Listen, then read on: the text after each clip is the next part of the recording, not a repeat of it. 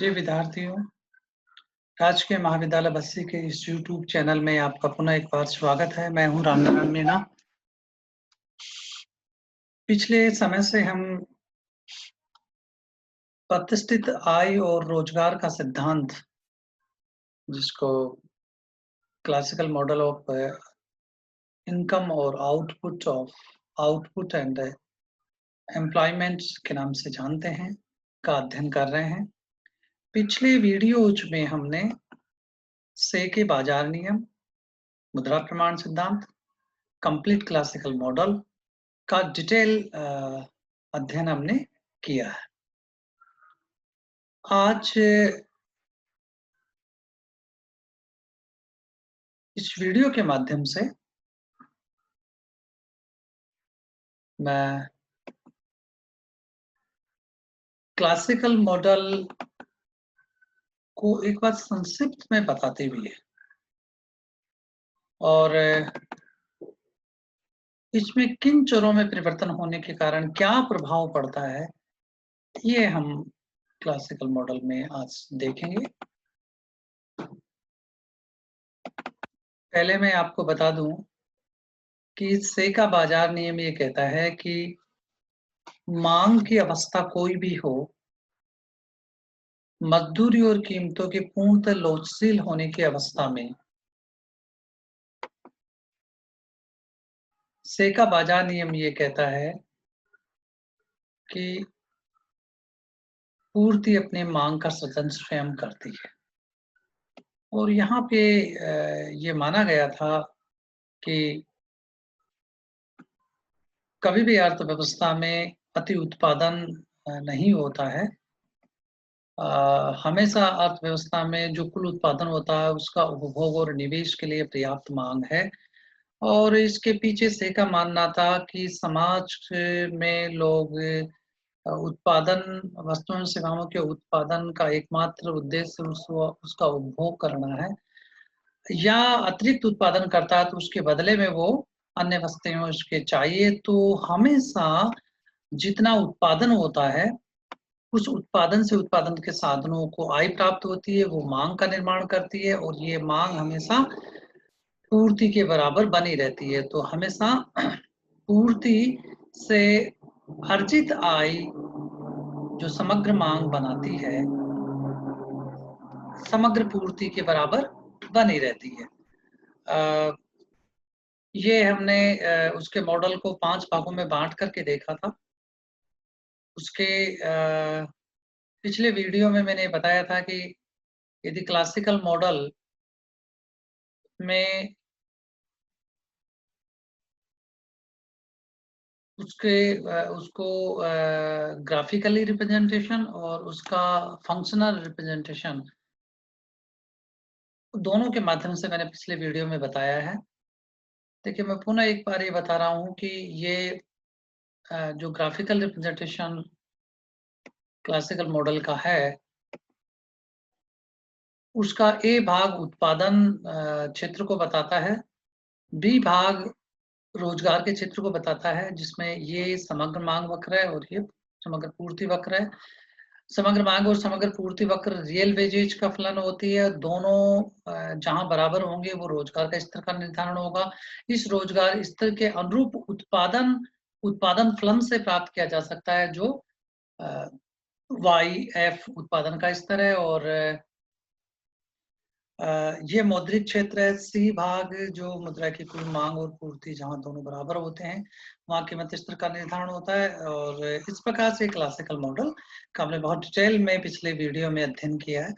आज हम ये देखना चाहते हैं कि पहला, कि मुद्रा की पूर्ति में परिवर्तन होने पर क्लासिकल मॉडल में क्या परिवर्तन होता है। देखिए,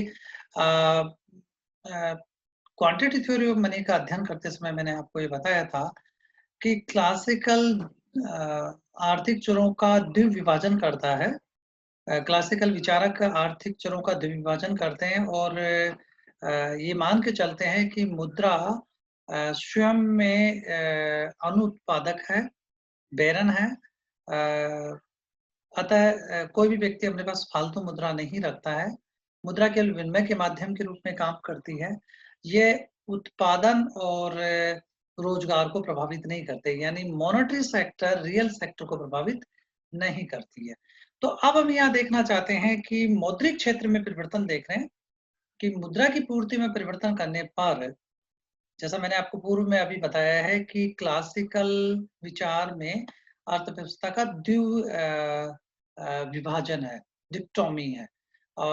मौद्रिक क्षेत्र वास्तविक क्षेत्र को प्रभावित नहीं करता है और वास्तविक क्षेत्र से मौद्रिक क्षेत्र पे जो प्रभाव होता है वो केवल कीमत स्तर पे प्रभाव होता है। तो वो क्लासिकल विचारधारा में कोई अर्थ नहीं है। यहाँ पर मुद्रा की पूर्ति परिवर्तन करने पर क्लासिकल मॉडल में क्या प्रभाव होता है, ये हम देखना चाह रहे हैं। यदि अर्थव्यवस्था में मुद्रा केवल विनिमय का माध्यम है, जैसा कि मैंने अभी पूर्व में बताया है, संपूर्ण आय का तथा संपूर्ण आय का उपभोग कर लिया जाता है, मतलब टोटल प्रोडक्शन बाई या क्यू इक्वल टू सी है, बचत नहीं हो रही है।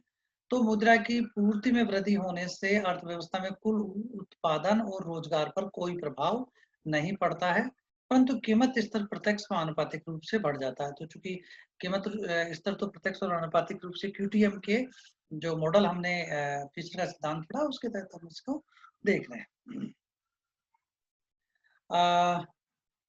यहाँ पर जो मैंने अभी थोड़ी देर पहले कहा है कि द्विविभाजन अर्थव्यवस्था का किया गया है और द्विविभाजन का अर्थ यह है कि मौद्रिक क्षेत्र में होने वाले परिवर्तन का वास्तविक क्षेत्र यानी उत्पादन और रोजगार पर कोई प्रभाव नहीं पड़ता है। ये माना गया है कि मुद्रा केवल विनिमय का माध्यम है, संपूर्ण आय का उपभोग कर लिया जाता है। अतः यदि अर्थव्यवस्था में कुल उत्पादन मुद्रा की पूर्ति में वृद्धि होती है तो कुल उत्पादन और रोजगार पे कोई प्रभाव नहीं पड़ेगा, केवल कीमत स्तर जिस अनुपात में मुद्रा की पूर्ति में वृद्धि की गई है उसी अनुपात में कीमत स्तर में वृद्धि हो जाती है। यहाँ पर ये माना गया है, चूंकि ये पूर्व में बता दिया गया है कि पूर्ण रोजगार की अवस्था अर्थव्यवस्था में पाई जाती है, ये यहाँ पे पूर्व मान्यता है। अब हम ये देखना चाहते हैं इस डायग्राम के माध्यम से। देखिए ऊपर वाला बाईं पक्ष में जो टॉप है वो ए डायग्राम है, जैसे पहले बताया था, ये उत्पादन फलन को बता रहा है। नीचे वाला जो डायग्राम है वो श्रम बाजार में श्रम की मांग और श्रम की पूर्ति वक्रों का रियल वेजेज से कहाँ साम्य होता है ये बताया गया है। और यहाँ पर जो ये डायग्राम है ये बता रहा है मौद्रिक क्षेत्र में सामने एम में मुद्रा की पूर्ति है और मुद्रा की जो मांग है वो उत्पादन के स्तर और यानी वाई और कीमत स्तर पी, तो वाई और पी के गुणन से मुद्रा की कुल मांग निकलती है। तो वो मुद्रा की कुल मांग है और एम भी मुद्रा की पूर्ति है। अब इस मॉडल में हम यदि मुद्रा की पूर्ति में वृद्धि होती है तो जो एमवी मुद्रा का पूर्ति वक्र है वो बढ़ करके MV1 हो जाएगा। MV1 होने से क्या अर्थव्यवस्था पे प्रभाव हो रहा है इस डायग्राम के माध्यम से देखा गया है। देखिए मुद्रा की पूर्ति में वृद्धि होने पर जबकि कुल उत्पादन स्थिर है, तो स्थिर उत्पादन पर मुद्रा की पूर्ति में वृद्धि होने पर कीमत स्तर उसी अनुपात में बढ़ जाएगा जिस अनुपात में मुद्रा की पूर्ति में वृद्धि की गई है। कीमत स्तर में वृद्धि हो जाने के कारण रियल वेजेस को कांस्टेंट रखने के लिए मौद्रिक मजदूरी भी उसी अनुपात में बढ़ जाए। यदि मान लीजिए जैसे 10% मुद्रा की पूर्ति में वृद्धि हुई और इसके कारण कीमत स्तर में भी 10% की वृद्धि होती है। अब यदि कीमतें भी मौद्रिक वेजेज है, सॉरी मौद्रिक वेजेज है W, वो भी 10% बढ़ जाए तो रियल वेजेज कांस्टेंट रहेगा। तो यहाँ पर रियल वेज मॉनेटरी वेजेज भी बढ़ रहा है और प्राइसेज भी बढ़ रही है। इसके कारण जो रियल वेजेज का कर्व है जो इस नीचे वाले राइट हैंड वाले में जो बॉटम डायग्राम है वेजेज और पी यहाँ दिखाया गया, और वेजेज और पी का अनुपात, ये जो लाइन है वो है डब्ल्यू ओपन पी, जो पूर्व डायग्राम में बताया गया था। तो ये कांस्टेंट रहता है।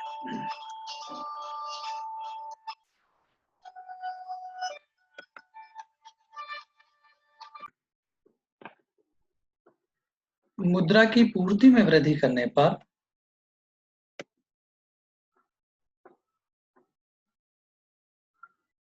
मुद्रा का पूर्ति वक्र M V right hand shift होकर के MV1 बन जाता है। पूर्ण रोजगार के दिए हुए उत्पादन स्तर पर अधिक मुद्रा की पूर्ति होने पर कीमतें बढ़ जाती है। कीमतें बढ़ने पर, जैसा कि मैंने अभी पूर्व में बताया कि मौद्रिक मजदूरी बढ़ जाए तो रियल वेजेस कांस्टेंट रहेगी। क्योंकि रियल वेजेस कांस्टेंट है, इसलिए supply of labour and demand of labour वो पूर्ववत स्तर पे बनी रहती है। यहाँ पर मुद्रा की पूर्ति में परिवर्तन होने पर क्या प्रभाव पड़ रहा है ये देखना चाहें तो देखिए,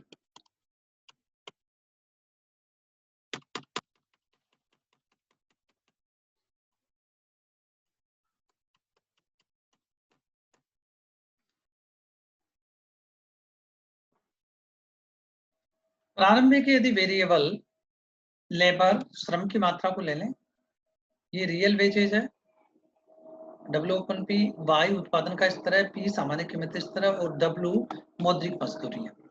प्रारंभिक वेरिएबल यदि यहाँ पर डिमांड एंड सप्लाई बराबर होते हैं, वो एल एफ यहाँ पे मान लिया जाए, तो एल एफ प्रारंभिक श्रम की मांग और पूर्ति, श्रम की मात्रा को बता रहा है। पूर्ण रोजगार के स्तर पे श्रम की मात्रा एल एफ है। इस पूर्ण रोजगार स्तर के अनुरूप real wages W upon F होगा, F for full employment. Y जो ए डायग्राम में पता लग रहा है, ये यहाँ से जाकर के इस बिंदु पर वाई एफ होगा, और इसके अनुरूप दी हुई मुद्रा की पूर्ति पर कीमत स्तर पी एफ है। पूर्ण रोजगार के स्तर के अनुरूप कीमत स्तर पी एफ है, और मौद्रिक मजदूरी डब्ल्यू एफ है। ये यहाँ पे डब्ल्यू एफ है। अब यदि मान लो मनी सप्लाई में वृद्धि की जाती है, मुद्रा की पूर्ति में वृद्धि करने पर, मुद्रा की पूर्ति में वृद्धि करने पर जैसा कि सैद्धांतिक रूप से बताया गया था कि वास्तविक क्षेत्र पे इसका कोई प्रभाव नहीं पड़ता है। मतलब रोजगार क्षेत्र और उत्पादन क्षेत्र, इस पे इसका कोई प्रभाव नहीं पड़ रहा है। तो नए वेरिएबल भी वही रहते हैं, श्रम की मांग और पूर्ति जहां बराबर होते हैं वो बिंदु भी वही है, वास्तविक मजदूरी भी पूर्ववत ही है, और उत्पादन का स्तर में कोई परिवर्तन नहीं आ रहा है। लेकिन मुद्रा की पूर्ति में वृद्धि होने पर जो फीसद का क्वांटिटी थ्योरी ऑफ मनी है, उसके अनुसार कीमत स्तर प्रत्यक्ष और आनुपातिक रूप से बढ़ जाएगा। यानी 10% मुद्रा की पूर्ति में वृद्धि की गई है तो कीमत स्तर भी 10% बढ़ जाएगा। अब यदि कीमत स्तर 10% बढ़ने पर रियल वेजेस कांस्टेंट रहती है, तो मौद्रिक मजदूरी भी 10% बढ़ जाए तो रियल वेजेस कांस्टेंट हो जाएगी। तो मुद्रा की पूर्ति में वृद्धि होने पर, अब पुनः एक बार हम देखें इस डायग्राम के माध्यम से, मुद्रा का पूर्ति वक्र एमवी है। मुद्रा का पूर्ति, अन्य बातें समान रहने पर मुद्रा की, यानी कि मुख्य रूप से हमें मान के चल रहे हैं कि इस दिए हुए उत्पादन फलन पर जो पूर्ण रोजगार के स्तर पे उत्पादन का स्तर है, तो पूर्ण रोजगार स्तर के अनुरूप जो उत्पादन है उस पर मुद्रा की पूर्ति बढ़ाने पर पूर्ति वक्र दाईं तरफ शिफ्ट हो जाता है। पूर्ति वक्र दाईं तरफ शिफ्ट होने पर कीमतें प्रत्यक्ष और अनुपातिक रूप से बढ़ जाती है, उसी अनुपात में बढ़ जाएगी। तो यहाँ पर मुद्रा की पूर्ति में वृद्धि होने पर मुद्रा का पूर्ति वक्र दाईं तरफ शिफ्ट होकर के जो डॉट डॉट लाइन से दिखाया गया है, ये MV1 हो जाता है, कीमत स्तर P1 हो जाता है। इसके अलावा ये चूंकि दोनों ही वेरिएबल वास्तविक मौद्रिक क्षेत्र के हैं, वास्तविक क्षेत्र के वेरिएबल जैसे रोजगार का स्तर, वास्तविक मजदूरी और उत्पादन का स्तर, इस पे कोई प्रभाव नहीं आ रहा है। तो मुद्रा की पूर्ति में वृद्धि करने पर केवल मौद्रिक क्षेत्र में परिवर्तन यह आता है कि जिस अनुपात में मुद्रा की पूर्ति बढ़ाई जाती है, उसी अनुपात में कीमत स्तर बढ़ जाता है, परंतु वास्तविक क्षेत्र यानी उत्पादन और रोजगार पे कोई प्रभाव नहीं पड़ता है। ये प्रमुख निष्कर्ष इस डायग्राम के इस हिस्से से हमें पता लगता है। तो पुनः एक बार मैं इसको रिपीट करता हूँ। मुद्रा की पूर्ति में परिवर्तन वास्तविक मजदूरी, कुल रोजगार एवं कुल उत्पादन स्तर पर कोई प्रभाव नहीं डालते, परंतु सामान्य कीमत स्तर व मौद्रिक मजदूरी समान अनुपात में बढ़ जाते हैं, वो फलतः वास्तविक मजदूरी अपरिवर्तित रहती है। ये प्रमुख निष्कर्ष है। अगला देखें कि श्रम की पूर्ति में परिवर्तन करने पर, चूंकि अपने वास्तविक मौद्रिक क्षेत्र में होने वाले परिवर्तनों का वास्तविक क्षेत्र पे क्या प्रभाव पड़ रहा है ये देख लिया। अब हमें देखना चाहते हैं कि वास्तविक क्षेत्र में होने वाले परिवर्तनों का मौद्रिक क्षेत्र पे क्या प्रभाव पड़ता है, तो इसका ओवरऑल क्या इफेक्ट होता है ये देखना चाहें तो पहला हम ये देखें कि श्रम की पूर्ति में परिवर्तन होने पर क्या प्रभाव पड़ता है अर्थव्यवस्था पर। यदि अर्थव्यवस्था में नई श्रमिक वर्ग बढ़े, अपने लेबर क्लास बढ़ जाए, नए लोग इस क्लास में आ जाए, जनसंख्या वृद्धि होने के कारण या इमिग्रेशन के कारण श्रम का पूर्ति वक्र बढ़ जाए, तो श्रमिक वास्तविक मजदूरी में कमी को यदि स्वीकार कर ले तो पूर्ण रोजगार की स्थिति बनी रहेगी। देखिए यहाँ पे यह है कि पूर्व में ही पूर्ण रोजगार की अवस्था पाई जाती है।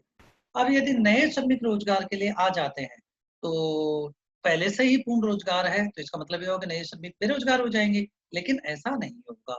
क्लासिकल इकोनॉमिस्ट ये कहते हैं, जो उनकी एक प्रमुख मान्यता थी, wages and prices, flexibility in wages and prices, यदि ये एजम्पशंस को स्वीकार कर लिया जाए तो पूर्ण रोजगार की अवस्था फिर भी प्राप्त हो सकती है। कैसे प्राप्त होगी?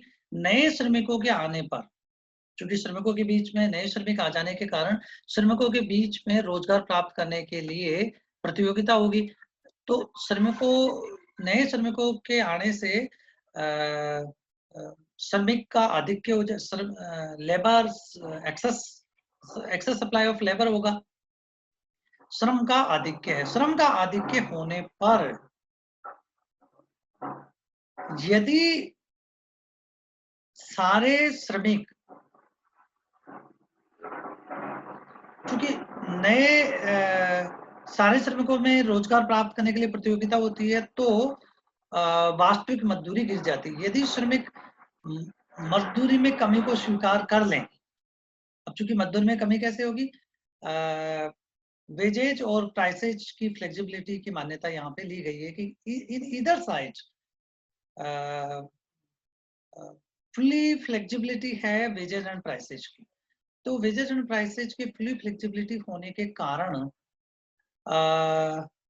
ये कमी या वृद्धि रियल वेजेज में या मॉनेटरी वेजेज में हो सकती है। अब यहाँ पर क्या स्थिति पैदा होगी? काम चाहने वाले लोग ज्यादा हैं और काम के अवसर कम है। ऐसी अवस्था में काम प्राप्त करने के लिए, रोजगार प्राप्त करने के लिए जब प्रतियोगिता होगी तो रियल वेजेज गिर जाएगी। यानी बेरोजगारी ज्यादा है तो रियल वेजेज गिर जाएगी।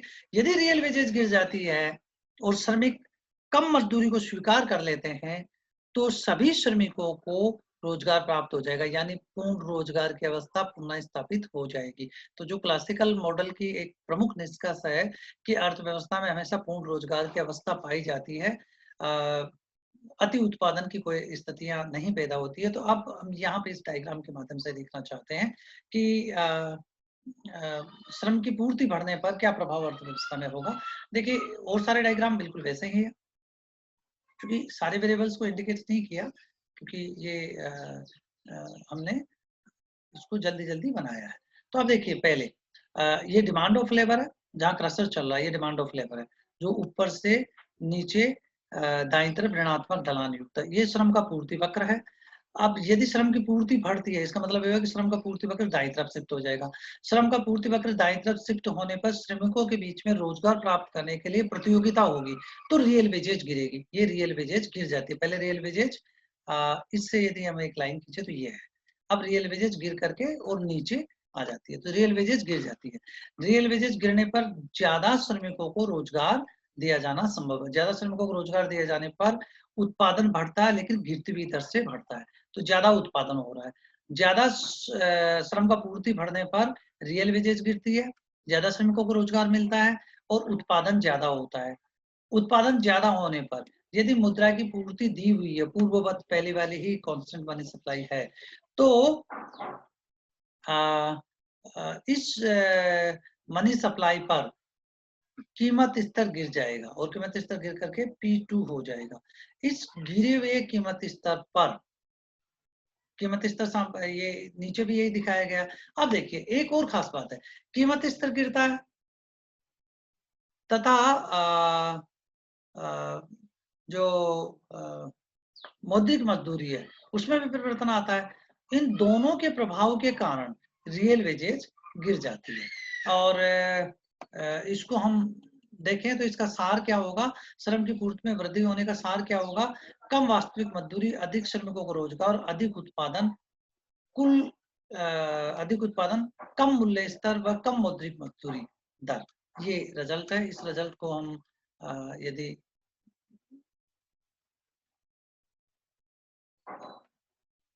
यहाँ पे देखें तो देखिए प्रारंभिक वेरिएबल क्या क्या वेरिएबल लिया हमने, श्रम की मात्रा, मांग और पूर्ति की मात्रा, रियल वेजेज, उत्पादन का स्तर Y, P कीमत स्तर और W मौद्रिक मजदूरी, नॉमिनल वेजेज। इनिशियल जो वेरिएबल है वो है L1 W/P1, Y1 P1 और ये W1।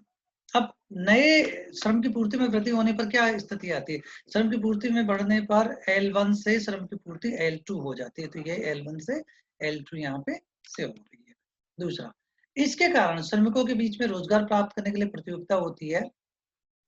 मांग वक्र वही बना हुआ है, तो इस नए पुराने मांग वक्र के अनुरूप जब नया मांग वक्र इसको क्रॉस करता है तो रियल वेजेज गिरती है, तो रियल वेजेज गिर जाती है।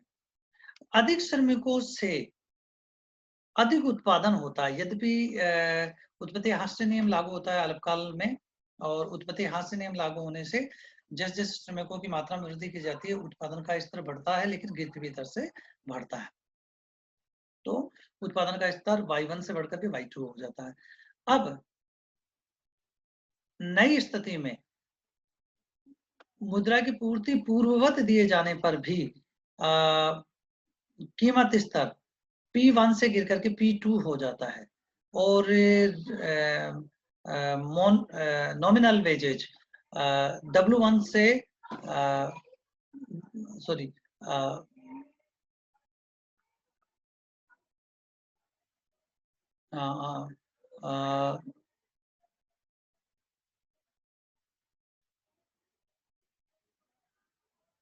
मुझे लगता है ये डायग्राम में गलत शो हो रहा है दोनों।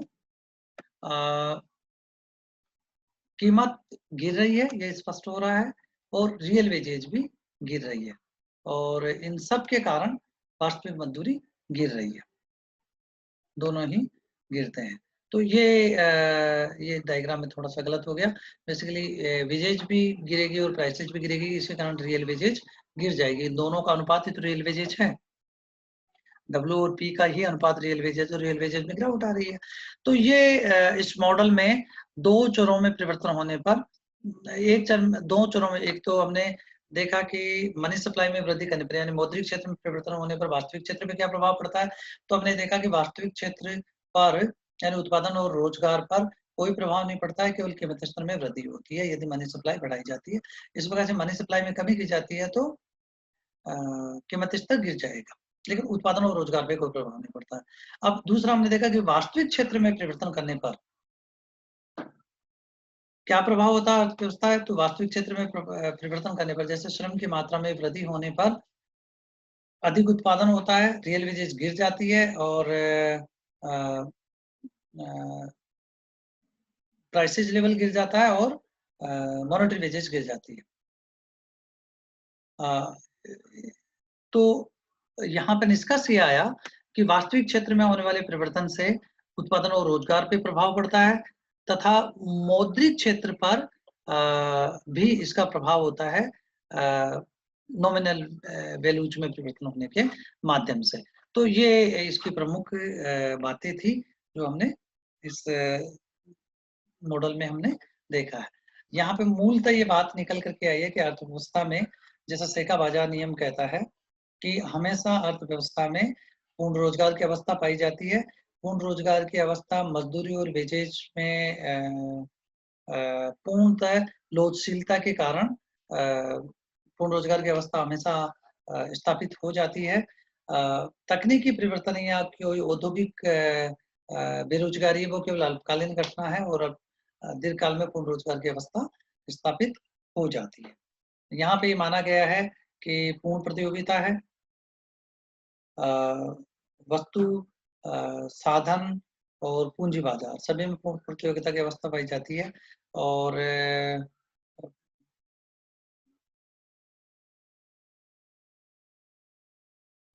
मुद्रा केवल विनिमय के माध्यम के रूप में काम करती है। सरकार हस्तक्षेप नहीं करती है। ये माना गया है कि बाजार की शक्तियाँ, जिसको एडम स्मिथ ने इनविजिबल फोर्सेज कहा है, बाजार की शक्तियाँ अपने हितों को साध लेती है और स्वतः समायोजन कर लेती है। तो सेके बाजार नियम, मुद्रा प्रमाण सिद्धांत, पूर्ण रोजगार, पूर्ण प्रतियोगिता की स्थिति, वेजेज एंड प्राइसेज की फ्लेक्सिबिलिटी की मान्यता, इसके तहत क्लासिकल अर्थशास्त्री ये निष्कर्ष पे आते हैं कि अर्थव्यवस्था में हमेशा पूर्ण रोजगार की अवस्था पाई जाती है, मांग का स्तर कोई भी हो। यानी कभी भी अति उत्पादन की अवस्था अर्थव्यवस्था में देखने को नहीं मिलती है। अब हम इस वीडियो के इस भाग में हम ये देखना चाहते हैं कि क्लासिकल मॉडल की प्रमुख आलोचनाएं क्या है और किन आधारों पर आलोचना की गई और कौन से बड़े मुद्दे थे जिसपे सबसे अधिक आलोचनाएं उसकी हुई है। तो जो सबसे महत्वपूर्ण बात है वो है पूर्ण रोजगार की स्थिति। ऐसा था कि प्रथम विश्व युद्ध के बाद जैसे बिल्कुल 100 साल बाद में पूरा विश्व एक वैश्विक महामारी का सामना कर रहा है। प्रथम विश्व युद्ध के बाद एक वैश्विक महामारी आई थी जिसको फ्रेंच पेंडेमिक का नाम दिया गया था। छूत की बीमारी थी और करीब 2 करोड़ लोग उसके कारण 2 करोड़ लोगों की मृत्यु हो गई थी। जो 1920 1820 के आसपास एक महामारी आई और पूरे मानव जाति के लिए एक त्रासदी बनी और बिल्कुल वैसा ही 100 साल बाद में देखने को मिल रहा।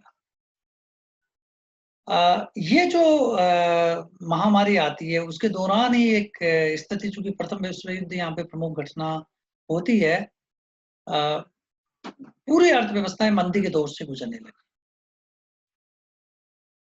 और ये उभर करके आया कि बेरोजगारी प्रमुख समस्या है।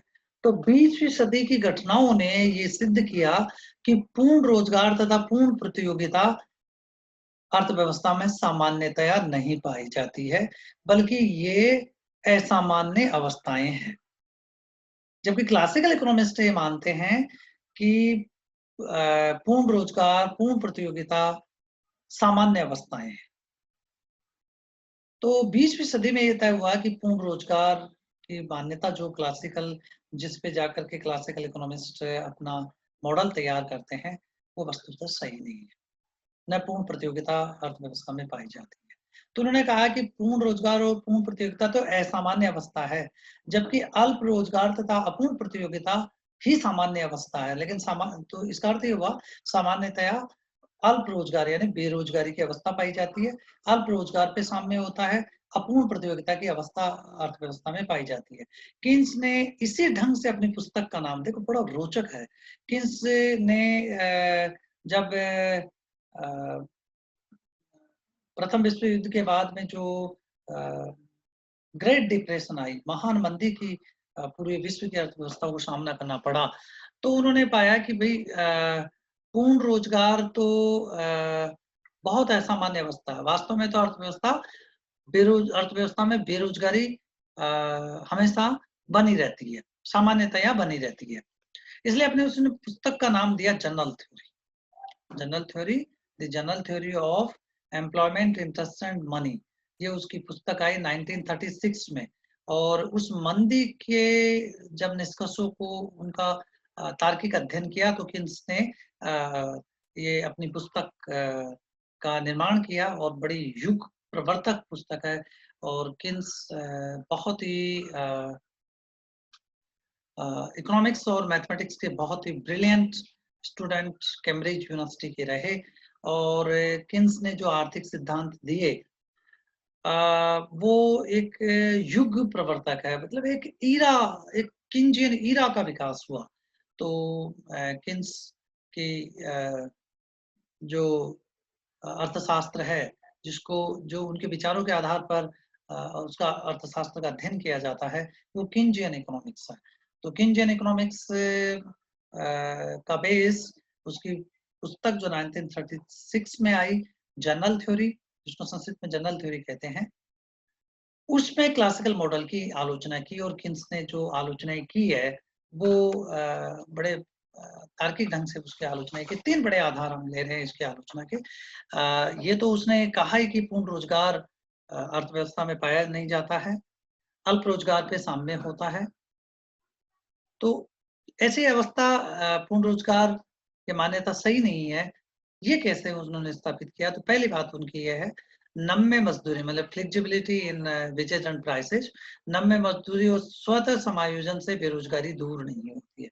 क्लासिकल इकोनॉमिस्ट मानते थे कि यदि मजदूरी और कीमतें पूर्णतया परिवर्तनशील है, लोचशील है किसी भी दिशा में, और बाजार की शक्तियां इस प्रकार से काम करती है कि स्वतः समायोजन हो जाता है और अंततः बेरोजगारी दूर हो जाती है और पूर्ण रोजगार की अवस्था स्थापित हो जाती है।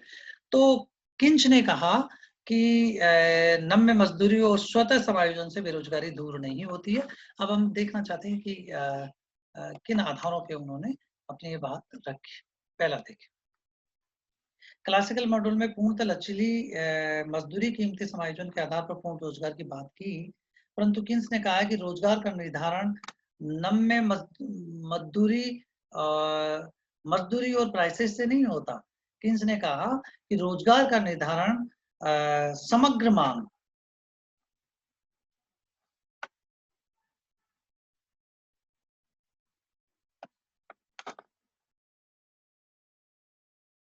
समग्र मांग के द्वारा तय होता है। समग्र मांग को उन्होंने प्रभावशील इफेक्टिव डिमांड की संज्ञा दी, और इफेक्टिव डिमांड के माध्यम से रोजगार का निर्धारण होता है, न कि मजदूरी और कीमतों के द्वारा रोजगार का निर्धारण होता है। तो पहली बात तो उन्होंने अपनी ये रखी।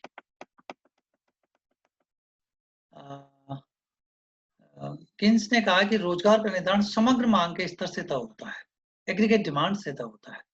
नगद मजदूरी में कमी से समग्र मांग में कमी आएगी, जिससे बेरोजगारी दूर नहीं हो सकती है।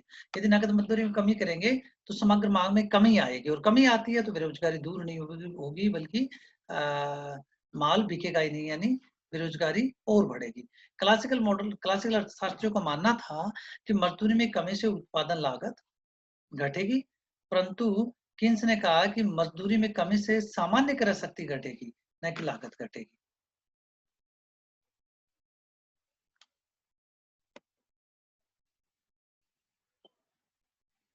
उन्होंने ये कहा कि देखिए, रोजगार का निर्धारण तय होता है उत्पादन के स्तर QY डिवाइडेड बाय वेजेज।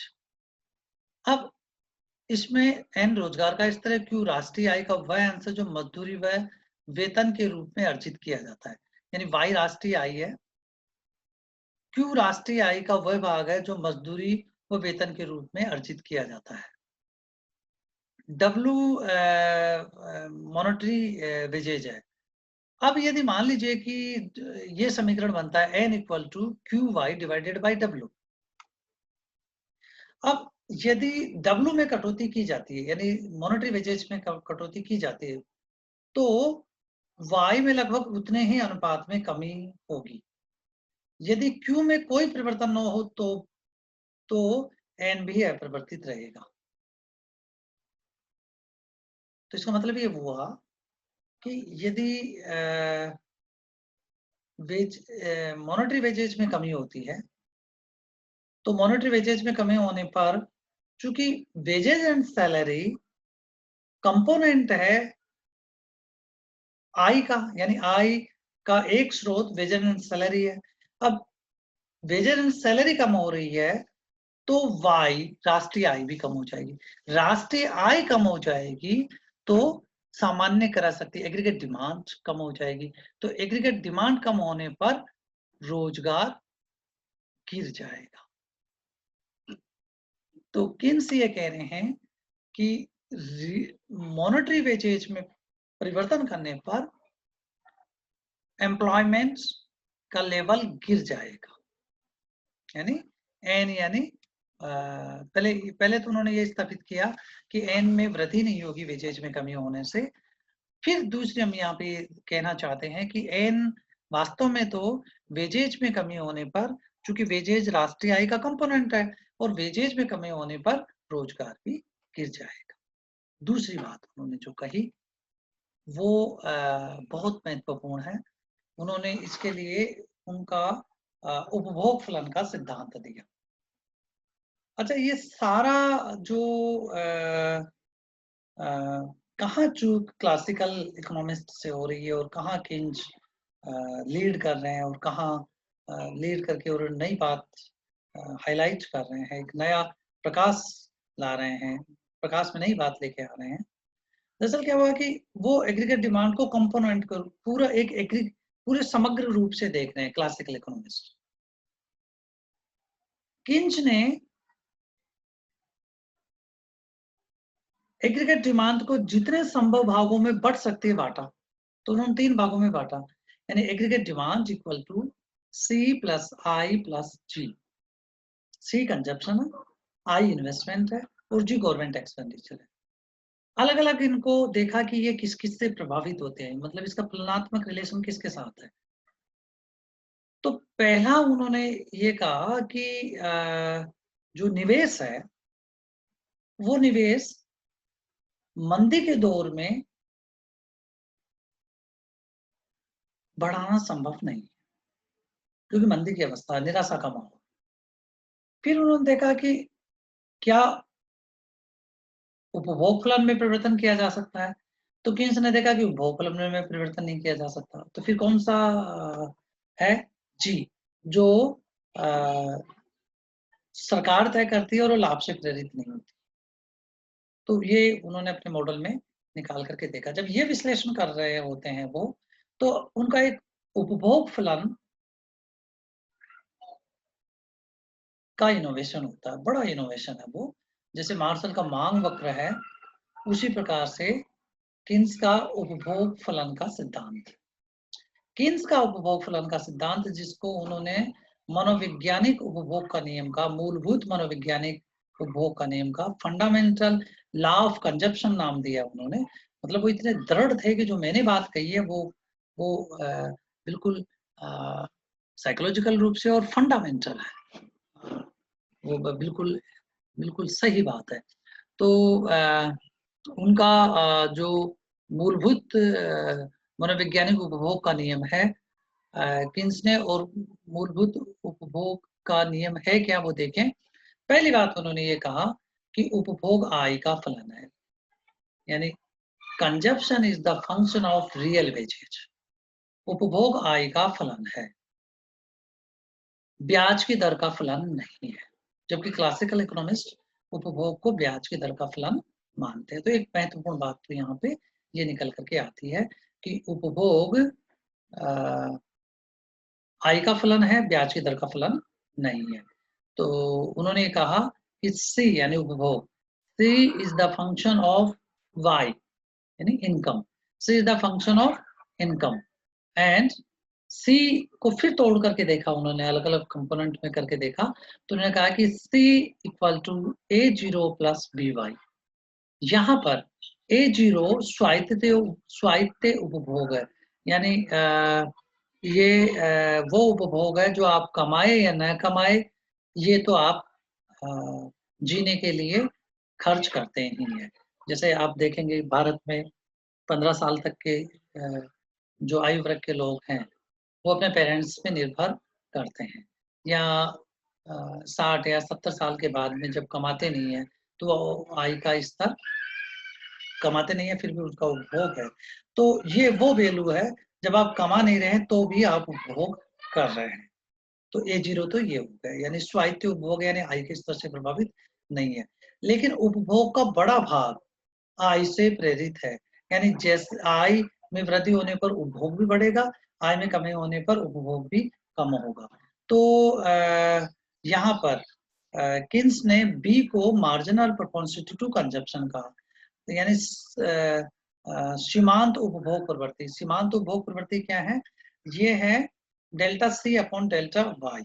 यानी पहले तो देखिए नीचे वाला जो चर है डेल्टा वाई, आय में परिवर्तन होने पर उपभोग में क्या परिवर्तन होता है, ये हम देख रहे हैं यहाँ पे।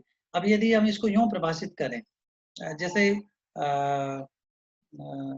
मार्जिनल यूटिलिटी का फर्स्ट ईयर में हमने पढ़ा था, वैसे यहाँ पर ये मार्जिनल कंजप्शन है।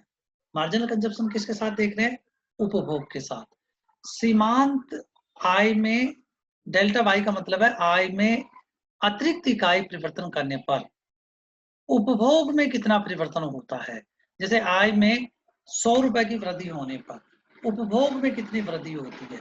तो ये जो अनुपात है delta C upon delta Y, इसको मार्जिनल प्रोपोर्शनल टू कंजप्शन कहते हैं। उपभोग किन्स के अनुसार सीमांत उपभोग प्रवृत्ति का मान 0 से ज्यादा होता है और 1 से कम होता है। इसका अर्थ यह है कि आय बढ़े और उपभोग में बिल्कुल भी वृद्धि नहीं हो, इसका मतलब मार्जिनल प्रोपोर्शनलिटी टू कंजप्शन 0 है। लेकिन ऐसा कभी भी नहीं होता। आय बढ़ती है तो उपभोग भी बढ़ेगा, लेकिन आय बढ़ती है तो उपभोग उतना नहीं बढ़ता जितना आय में वृद्धि होती है। यानी ये निष्कर्ष यहाँ पर आया किन्स के उपभोग फलन से कि वास्तविक उपभोग वास्तविक आय का फलन है, आय का धनात्मक फलन है। आय में वृद्धि होने पर उपभोग में भी वृद्धि होती है, परंतु जिस अनुपात में आय में वृद्धि होती है उस अनुपात में उपभोग में वृद्धि नहीं होती। यानी जैसे जैसे आय में वृद्धि होती है उपभोग में भी वृद्धि होती है, परंतु अनुपात से कम वृद्धि होती है। इसलिए उन्होंने ये कहा कि मार्जिनल प्रोपोर्शनलिटी टू कंजप्शन की वैल्यू 0 से ज्यादा होगी। यानी आय में वृद्धि होती है तो उपभोग में वृद्धि होगी, यानी उपभोग 0 नहीं होगा आय बढ़ने पर भी। लेकिन जितनी आय में वृद्धि होती है उतनी उपभोग में वृद्धि नहीं होती है। किन्स ने ये कहा कि हमारी कुछ ऐसी जरूरतें होती है जो एक स्तर के बाद में आय बढ़ने पर भी वहां खर्चा नहीं किया जा सकता। जैसे आप मान लीजिए कि भरपेट खाने के लिए आपको 3 चपाती चाहिए, तो अब आपकी आय दोगुनी हो जाए तो ऐसा तो है नहीं कि आप आय बढ़ने पर 3 की बजाय 6 रोटियां खाने लग जाएंगे। इसका मतलब ये हुआ कि कम हिस्सा उपभोग पे खर्च होगा। तो ये उपभोग के संदर्भ में खास बात है कि आय बढ़ने पर उपभोग उतना नहीं बढ़ता जितना उपभोग आय बढ़ती है। तो ये इसका प्रमुख उपभोग फलन है। उपभोग फलन के कारण जितनी आय में वृद्धि होती है उतना अर्थव्यवस्था में एक्सपेंडिचर नहीं होगा, क्योंकि उपभोग हुआ ही कम है। इसका मतलब ये हुआ कि यदि आय 100 रुपए बढ़ी और उपभोग 80 रुपए ही बढ़ रहा है, तो इसका मतलब ये हुआ कि 20 रुपए बचत हो गई। अब 20 रुपए जो बचत हो रही है, वह बचत किसका फलन है? क्लासिकल इकोनॉमिस्ट तो कहते हैं कि बचत ब्याज की दर का फलन है, लेकिन किसी ने कहा कि नहीं, बचत आय का फलन है। जैसे जैसे आय बढ़ती है बचत भी बढ़ती है, ब्याज की दर का फलन नहीं है। Saving is not the function of rate of interest, R से बताया गया है। तथा सेविंग का फलन क्या होगा? अब उपभोग फलन का यदि रिवर्स कर दें तो बात क्लियर हो जाएगी। सेविंग फंक्शन है -A0 plus bracket 1 - b multiply by y, यानी बी वाई का फलन होगा, लेकिन ये वैल्यू माइनस में बनती है। तो किन्स ने ये कहा कि उपभोग फलन क्या है? उपभोग आई का फलन है, और सी जिसको उपभोग कह रहे हैं वो equal to A0 plus BY है। बी की वैल्यू जिसको marginal proportional due to consumption कह रहे हैं, सीमांत उपभोग प्रवृत्ति, वो दरअसल delta C upon delta Y है, और बी की वैल्यू 0 से ज्यादा होती है और 1 से कम होती है।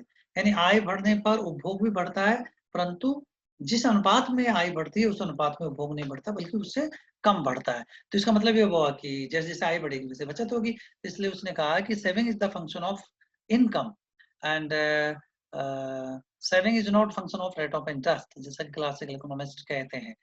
तो यहाँ पे निष्कर्ष यह आया कि saving is the function of -A0 plus 1 minus B multiply by Y.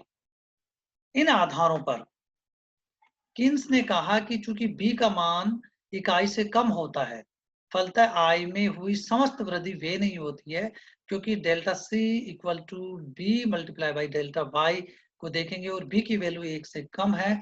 अब बचत होगी, बचत और निवेश में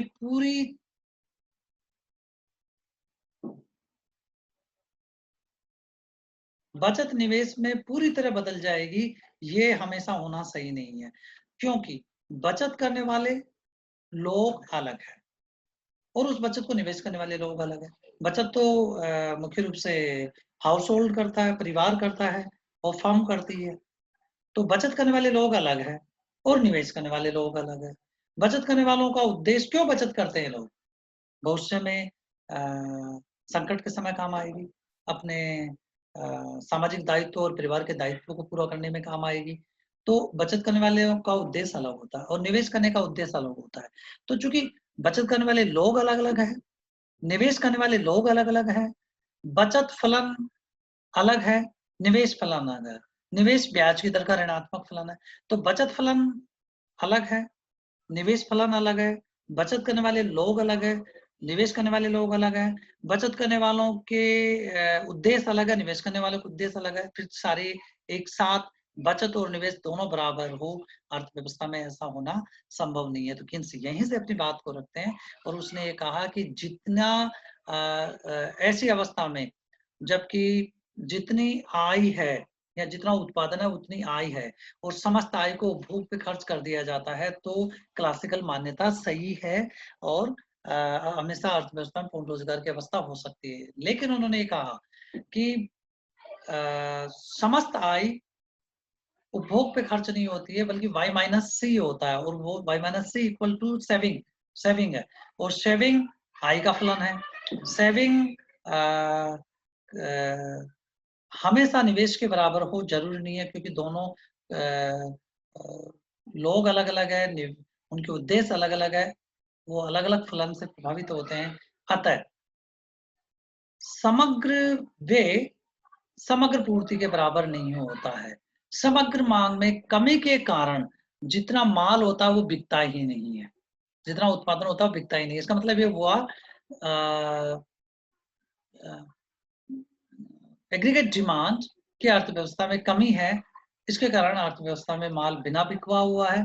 अब माल ही नहीं बिक रहा है तो अगले चरण में फार्म्स है वो श्रमिकों को रोजगार से हटा देगी, यानी बेरोजगारी होगी। तो मांग की कमी के कारण बेरोजगारी है, ये किन्स ने एस्टेब्लिश किया। तो किन्स ने यहाँ पर ये कहा कि समग्र मांग व समग्र पूर्ति में अंतराल जब तक खत्म नहीं होगा, तो ये प्रभावी मांग की कमी होगी और प्रभावी मांग की कमी से बेरोजगारी उत्पन्न होगी। तो यहाँ पर वो ये कह रहे हैं कि बेरोजगारी की अवस्था अर्थव्यवस्था में पाई जाती है, बेरोजगारी है, पूर्ण रोजगार की अवस्था नहीं है। तीसरी बात, किन्स ने जिस बात को लेकर के सबसे अधिक आलोचना की, ये बात मुद्रा के मांग के सिद्धांत में बहुत डिटेल में मैंने बताया है। क्लासिकल इकोनॉमिस्ट मानते हैं कि मुद्रा केवल विनिमय के माध्यम के रूप में काम करती है और मुद्रा को लोग केवल विनिमय के माध्यम के लिए अपने पास रखते हैं, और यदि बचत करते हैं तो बचत हमेशा निवेश के बराबर हो जाती है। किन्स ने ये कहा कि मुद्रा को 3 उद्देश्य प्रयोजनों के लिए लोग अपने पास रखते हैं। पहला ट्रांजैक्शंस मोटिव्स, सौदा उद्देश्य, दूसरा सतर्कता उद्देश्य। तो ट्रांजैक्शन और सतर्कता यानी स्पेकुलेटिव डिमांड, ये दोनों आई के स्तर का धनात्मक फलन होती है, तो दोनों को मिलाकर के LTP कह दिया जाए, ये आई का धनात्मक फलन होता है। लेकिन तीसरा नया उन्होंने अपनी बात कही और उन्होंने कहा कि लोग अपने पास मुद्रा सट्टा उद्देश्य के लिए भी रखते हैं, यानी किन्स ने कहा कि मुद्रा की मांग सट्टा उद्देश्य के लिए भी की जाती है। क्लासिकल मॉडल में LSP यानी liquidity demand for speculative motives को निगलेक्ट किया। सट्टा उद्देश्य व ब्याज की दर में, सट्टा उद्देश्य के लिए जो लोग अपने पास मुद्रा रखते हैं और ब्याज की दर में विपरीत संबंध पाया जाता है। एक न्यूनतम ब्याज की दर पर तरलता जाल की अवस्था पैदा होती है, जहाँ पर मुद्रा की मांग पूर्णतया लोचदार हो जाती है, फलतः मौद्रिक नीति असफल हो जाती है। तो देखिए किन्स ने ये कहा कि LTP मनी डिमांड क्या है, LTP transaction for transaction motives के लिए लोग अपने पास रखते हैं, सौदों को संपन्न करने के लिए। जैसे महीने के प्रारंभ में सैलरी मिलती है तो उसको महीने के अंत तक खर्च करते हैं, तो सौदों को संपन्न करने के लिए लोग अपने पास नकदी रखते हैं। और सतर्कता उद्देश्य के लिए कि कोई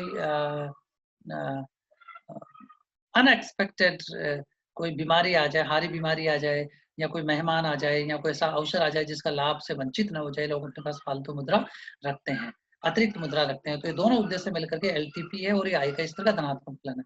तो LTP is the function of income Y और LSP is the function of rate of interest. LSP negative फलन है और जो LTP है वो Y का धनात्मक फलन है। और एक ऐसा स्तर भी आता है जहां पर ब्याज की दर नीचे नहीं गिरती है, उसको किन्स ने RLT कहा, लिक्विडिटी ट्रैप की अवस्था कहा। तो ब्याज की दर RLT से ऊपर होती है हमेशा, और ब्याज की दर और मुद्रा की सट्टा मांग में ऋणात्मक संबंध है, ये लेस देन 0 के से डिनोट किया गया है। तो ये उन्होंने कहा और इस आधार पर वो अपने निष्कर्ष पे पहुंचते हैं कि मुद्रा में सट्टा मांग के कारण लोग अपने पास फालतू मुद्रा रखते हैं। तो इसका मतलब ये हुआ कि समग्र मांग में से मुद्रा लोगों के पास फालतू पड़ी रहती है, तो समग्र मांग की कमी हो गई। यहाँ पे फिर एस्टेब्लिशमेंट ये होता है। चौथी आलोचना जो किन्स ने की है, आधुनिक काल में कई कृत्रिम बाधाएं हैं जो क्लासिकल मॉडल को लागू करने में रोड़ा पैदा करती है। जैसे मजदूर संघों यानी जो लेबर यूनियंस है वो न्यूनतम मजदूरी तय करवा लेते हैं, यानी उससे नीचे मजदूरी नहीं की जा सकती है। तो न्यूनतम मजदूरी कानून बनाने में सफल होती है, और आधुनिक कल्याणकारी राज्य भी लोगों के जीवन स्तर का न्यूनतम स्तर मानते हुए एक न्यूनतम मजदूरी का स्तर तय कर देते हैं। इसका मतलब ये हुआ कि जो वेजेज है उसमें इस न्यूनतम मजदूरी से नीचे कमी नहीं की जा सकती। अब चूंकि न्यूनतम मजदूरी से नीचे कमी नहीं की जा सकती, तो वेजेज में कमी करके और रोजगार की स्थापना, पूर्ण रोजगार की स्थापना हो सकती है। ये बात सही नहीं है। यद्यपि किन्स ने पूर्व में ये कहा कि जैसे ही आप वेजेज में कमी करेंगे, राष्ट्रीय आय यानी समग्र मांग में कमी हो जाएगी, और समग्र मांग में कमी होने के कारण माल बिकेगा नहीं, और माल नहीं बिकेगा तो बेरोजगारी की अवस्था पैदा हो जाएगी। तो उन्होंने कहा कि समग्र मांग में कमी होने के कारण बेरोजगारी दूर नहीं होगी, बल्कि बेरोजगारी और ज्यादा बढ़ जाएगी। तो किन्स का ये निष्कर्ष था।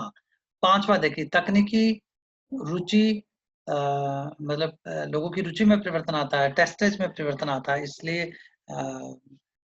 मांग के स्वरूप में परिवर्तन आता है, तकनीकी में परिवर्तन आता है, निरंतर परिवर्तन होते रहते हैं। और इसी अवस्था में जब लगातार टेक्नोलॉजिकल चेंजेस आ रहा है, लोगों के इंटरेस्ट बदल रहा है, इसके कारण क्लासिकल मॉडल लागू होने में बाधा पैदा होती है। किन्स ने कहा कि अल्पकाल में श्रम पूर्ति वास्तविक मजदूरी से प्रभावित न होकर के मौद्रिक मजदूरी से प्रभावित होती है, क्योंकि अल्पकाल में श्रमिक मुद्रा भ्रम जाल में फंसे रहते हैं, तो मनी इल्यूजन में होते हैं, और मनी इल्यूजन में होने के कारण